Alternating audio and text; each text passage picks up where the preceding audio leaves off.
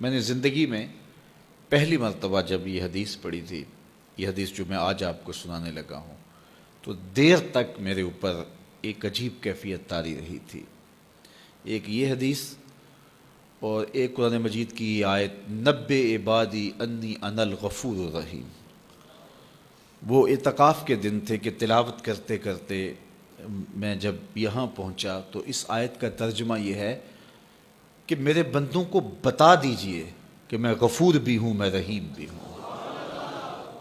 تو پتہ نہیں میرے اوپر کیا کیفیت وارد ہو گئی، اس آیت کا کوئی ایسا نورانی عکس پڑا، تو میں قرآن مجید لے کے ایک ایک حجرہ اعتکاف میں جاتا تھا اور عجیب آنکھوں میں آنسو اور بدن پہ ایک راشے کی سی کیفیت، اور ایک کو کہتا تھا یہ تمہارے رب کا قرآن ہے کہ اللہ فرماتا ہے بتا دو بندوں کو کہ میں غفور بھی ہوں، میں رحیم بھی ہوں۔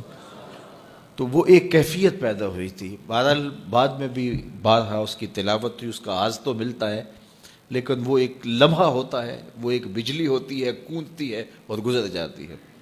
اسی طرح یہ پہلی مرتبہ جب یہ حدیث میں نے پڑھی تھی تو اس وقت میرے اوپر ایک کیفیت طاری ہوئی تھی۔ تو آج میرے مضمون میں یہ حدیث دوبارہ آ گئی اور میں یہ بارہا اپنے سامعین کو سنا چکا ہوں، اور یہ ایک ایسی واردات تھی اچانک جو صحابہ کے اوپر ہوئی، ان کی قلبی واردات کہ صحابہ کھڑے تھے، حضور اچانک تشریف لائے اور فرماتے ہیں کہ کیا تم اس بات کی گواہی نہیں دیتے کہ اللہ کے علاوہ کوئی معبود نہیں اور میں اس کا رسول ہوں؟ حضور نے پہلے تو یہ بات کی۔ ایسے صحابہ کھڑے تھے، حضور اچانک آئے اور اچانک ہی آتے ہوئے حضور نے فرمایا کیا تم اس بات کی گواہی نہیں دیتے کہ اللہ کے علاوہ کوئی معبود نہیں اور میں اس کا رسول ہوں؟ حضور کا انداز ایسا تھا کہ سینوں میں دل لرزنے لگے اور سب نے عرض کی حضور ہم گواہی دیتے ہیں کہ اللہ کے علاوہ کوئی معبود نہیں اور آپ اللہ کے سچے رسول ہیں۔ تو جب انہوں نے یہ بات کہی قال، تو حضور نے ارشاد فرمایا یہ قرآن ہے، اس کا ایک سرا تمہارے رب کے ہاتھ میں ہے، دوسرا سرا تمہارے ہاتھ میں ہے۔ یہ وہ اللہ کی لٹکتی ہوئی رسی ہے جس کا ایک سرا تمہارے رب کے ہاتھ میں ہے اور اس کا ایک سرا تمہارے ہاتھ میں ہے۔ اس کو مضبوطی سے پکڑ لو، مضبوطی سے پکڑ لو۔